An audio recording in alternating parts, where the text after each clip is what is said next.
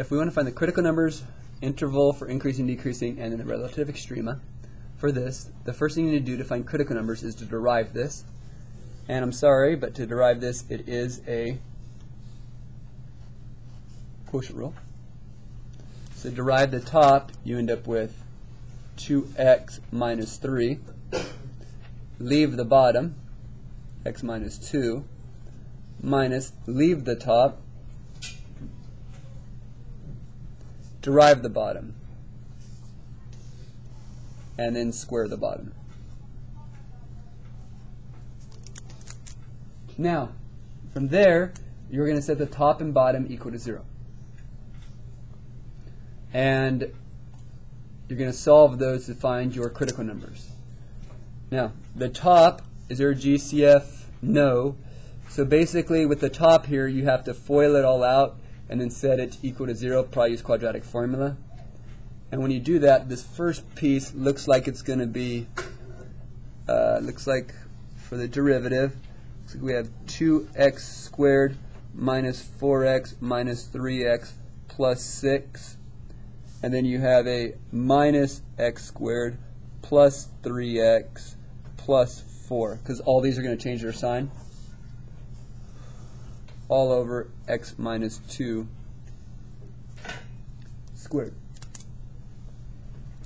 And when we do all that, you now have the derivative equaling, when you combine the x squareds, you got x squared, negative 4x is negative 7x plus this would be negative 4x.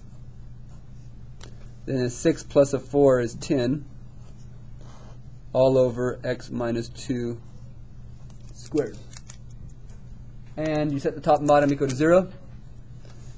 So then you set x squared minus 4x plus 10 equal to 0.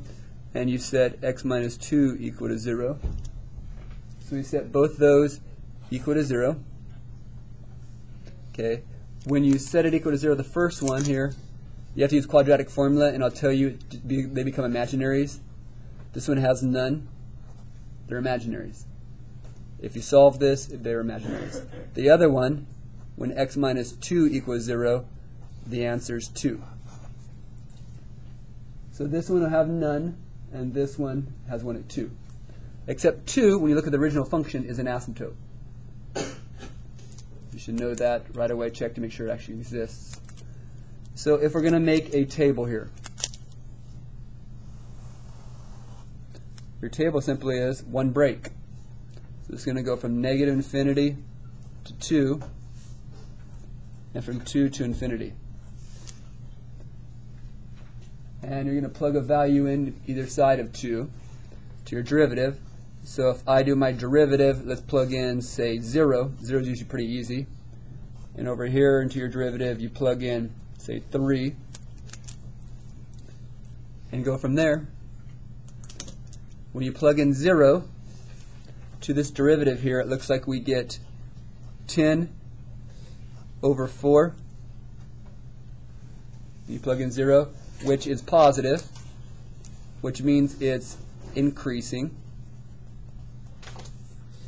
And for this one, when you plug in 3, you get 9 minus 12 plus 10 over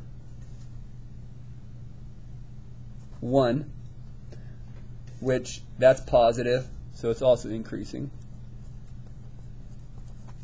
So we have both are increasing. This is going to be an asymptote, so I don't need to worry about extremas. There's no extremas, the relative extremas. So you don't have to actually find out if this is or is not. We could tell also it's not, because if it goes increasing, increasing, to be a relative max or min, it has to be changing. But you should also know, because you go back to the original and always check to make sure the points you find exist.